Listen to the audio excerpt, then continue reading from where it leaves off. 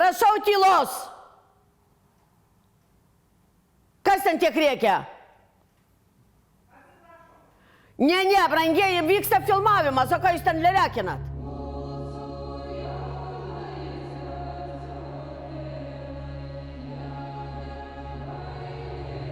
Šventė labai gerai, kad čia vyksta, gražu viskas. Jeigu būtų sužinoję, tai būtų neišėjus ilgai iš kalėjimo. Neturit bilietą? Nu, neturiu bilietą. Nu jau ten jau išparduoti. Pritrūko kėdžių, atrodo. Tu įsivaizduoji, kiek žmonių norėjo mane pasmaugti. Bet ačiū Dievui, nepasmaugė, nes norėjosi, kad jie turėtų iššūkį visada. Įlėkė Zita ir sako, kad tik jūs išleistų. Viską galėčiau padaryti.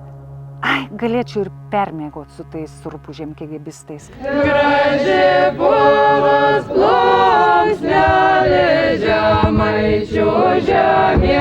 Iš tikrųjų buvo didelių įvykių, kurie ateina išvakarės.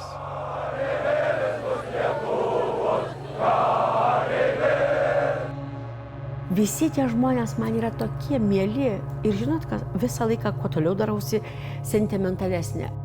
Jaučiu tokią, kad aš neprirašiau dar visiems laiškų. Oi, kokių dalykų būta.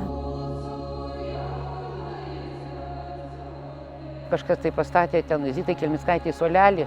Galvoju, Dieve mano, kur tu tą Kelmickaitę ant suolelio būtum pasodinęs?